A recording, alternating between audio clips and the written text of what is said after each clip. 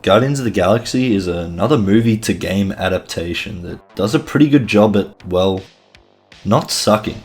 The amount of movie adaptations in video games is quite abundant, but a very few are actually worth a second glance. The Batman Arkham games, Spider-Man, GoldenEye, and how could I ever forget the masterpiece that is Shrek 2? What a classic. Nostalgia aside, the one thing that differentiates all these games from their movie counterparts, apart from the cast, is the fact that a lot of these don't follow the stories of the movies. They're their own spin-offs living in the world created by the films. Guardians of the Galaxy is no exception. It's as close to the Guardians we know and love from the movies while not following the stories from the films. They keep the funny and wacky formula from the movies. The same humour and same team dynamic, all while providing an entirely new storyline to follow. A new reason for the Guardians of the Galaxy to save the galaxy. It takes a little while to adjust to the new appearances and voices, but I can't stress this enough, they absolutely nailed the characters. Drax, Gamora, Groot, Rocket and Quill all have pretty much the same personalities they do in the movies. Playing the games for the story alone and getting to experience another entry into the Guardians of the Galaxy's universe is reason enough to play this game. But what if you need more? What if you're not a super nerd like myself that geeks out at the sight of some new superhero game? Well, that's where there might be a little bit more debate.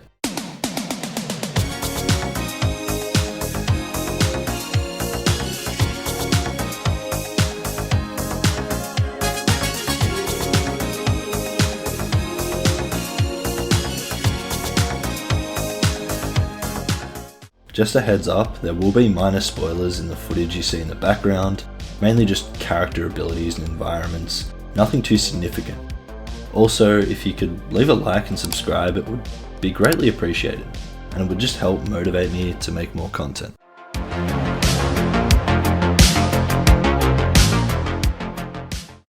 One of the first issues that people tend to have with this game that I personally don't mind is the fact that you can only play as Peter Quill, aka Star-Lord. For many people, that already disappoints them, as they don't get to play as their favourite Guardian. Having completed the game, I don't think it would have made too much of a difference letting the players swap and play as different characters, at least from a gameplay point of view. Narratively though, it might have been harder to justify, given that certain events that happen throughout the game, which I won't mention for sake of spoiling them, it just wouldn't work. The combat in this game is like a squad lead game, where in combat you control one person and give commands to others while on the battlefield. And for the life of me, I cannot think of another game that does this, but I know other games do it. My closest thought is like the Armor series, but I genuinely can't think of another game to compare this to. If you guys know a game similar to this, then please let me know in the comments below. So in Guardians of the Galaxy's case, you play as Star-Lord with your own set of 3 abilities and 1 special ability. Then each member of the team, Groot, Rocket, Drax and Gamora, all have 3 abilities of their own and 1 special ability to unlock, giving you a total of 20 different abilities to play with. All diverse in functionality, the abilities are tailored to specific members of the team. For example, Drax's abilities apply lots of stun damage, allowing you to break through enemies and deal bonus damage. Groot, on the other hand, is all about crowd control and has multiple abilities that help to lock enemies in place, to either set up other abilities or just to give you some much needed breathing room. Gamora, well, she's just damage. She deals the most damage and is great for focusing down a single target. Rocket, on the other hand, is a blend of the 3 Guardians. You have damage, crowd control and stun all in the one package, making him the flexible choice for deciding what you need more in a given situation. I personally think it's a fantastic system. There are some really cool and powerful abilities that are a lot of fun to use. Rocket's crowd control in particular sucks all enemies within a radius into the center point, allowing you to follow that up with an AoE ability for a bunch of damage. Unfortunately, Star-Lord, the character you get to play as, well, he doesn't really have anything to bring to the table. He He has a ability that deals high damage, that locks you in place and pretty much shoots his guns ridiculously fast. An ability for mobility, allowing you to fly around the arena that's pretty cool until you realise it's kinda useless later on. And a stun effect similar to Rocket's stun grenade. It's a bit of a disappointment.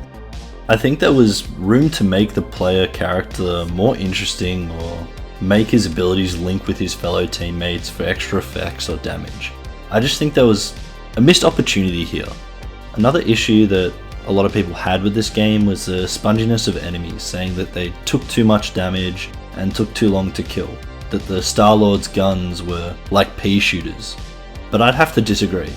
If you used your abilities, the environment, and the correct weapon typing, taking down enemies was a lot easier. Sure, if your abilities were on cooldown, you'd have to wait for them to be up again. But I feel like that's what they wanted the combat to be centered around. Not just Star-Lord, but the team working together and using abilities to complement each other in order to take down enemies. The enemies aren't Division 1 style bullet sponges, but they're pretty close. So if you don't use your abilities as intended, you're probably just gonna take longer in combat. The abilities and combat in Guardian of the Galaxies is fun and impactful. Each time that you use one of your abilities, you feel its effect immediately. But that being said, the combat gets a little stale.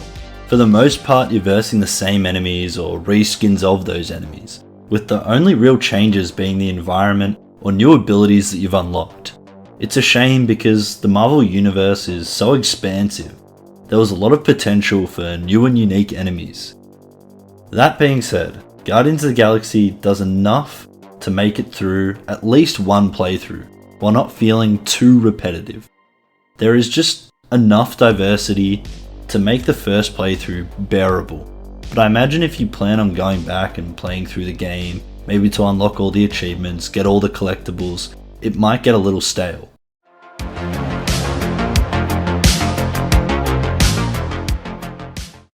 Guardians of the Galaxy's closest comparison would be something like Last of Us or Uncharted series.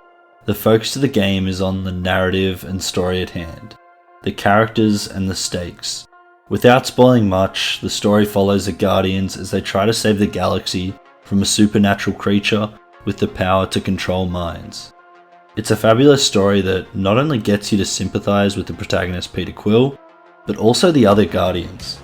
Throughout the story, you work and struggle together and build a bond with each of the characters. You sympathise for each member as you learn of their past, their struggles. Guardians of the Galaxy does a great job of getting the player to feel emotionally connected to the characters. You feel invested in each member, some more than others. It creates a motive for you to see this story through to the end. I think when I hear people complain about this game's mechanics being dull or repetitive, that they're missing the point. The point of this game was to provide a narrative-driven story about the Guardians of the Galaxy. Sure, gameplay is important, but when the story and the characters are superb, it shouldn't be overlooked. Sure, the premise of the story has been done a million times in media, but it's not so much about the idea, rather than the characters. Guardians of the Galaxy simply focuses on character growth, and it's clear that the narrative of the game was where a lot of the attention went. If you love story games like The Last of Us or Uncharted, then you'll enjoy this one as well.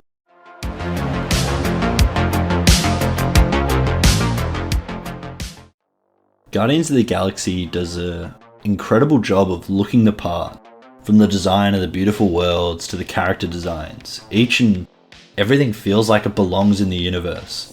I didn't once have my immersion ruined by something looking out of place. I mean, the game looks stunning, and for the most part, the game ran pretty smoothly. I don't recall having any bugs. However, I did have the odd frame drop here and there, which definitely broke my immersion whenever it happened. I probably could have fixed this by lowering the graphics a little, but it was a small price to pay for getting to experience this game in all its beauty. The level of detail in everything from the world to Groot himself, it just helped to bring the world and characters alive. The detail of historic environments and battles, just creating a foundation of believable worlds that would just help you immerse yourself in the game. Each location you venture to feels unique from the last. I found myself never getting sick of the environments, but rather wanting to explore more, to see more of what the world around me has to offer. Guardians of the Galaxy is truly visually stunning, with beautiful graphics that are arguably next gen.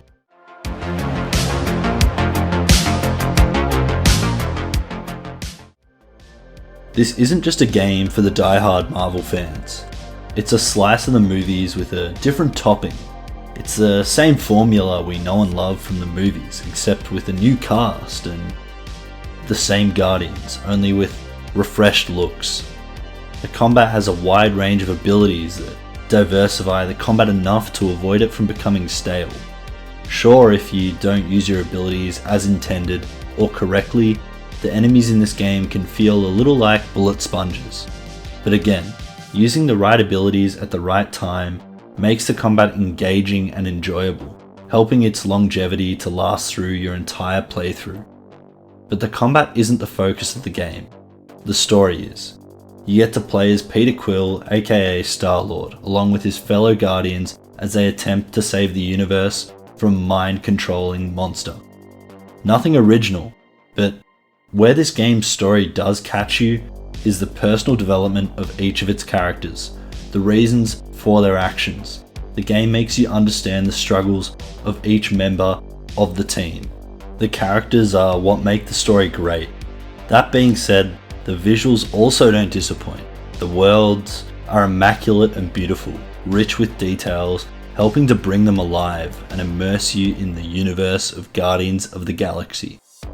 I honestly couldn't recommend this game enough to anyone interested in a fantastic story-driven game, and maybe want a little more. If you're a fan of Marvel, I think this is a no-brainer, but even if you're not, this is still a superb game that just about anyone can enjoy. Thanks for watching. If you could leave a like and subscribe, that would be greatly appreciated. Also, I'd love to hear your thoughts on the game in the comment section down below.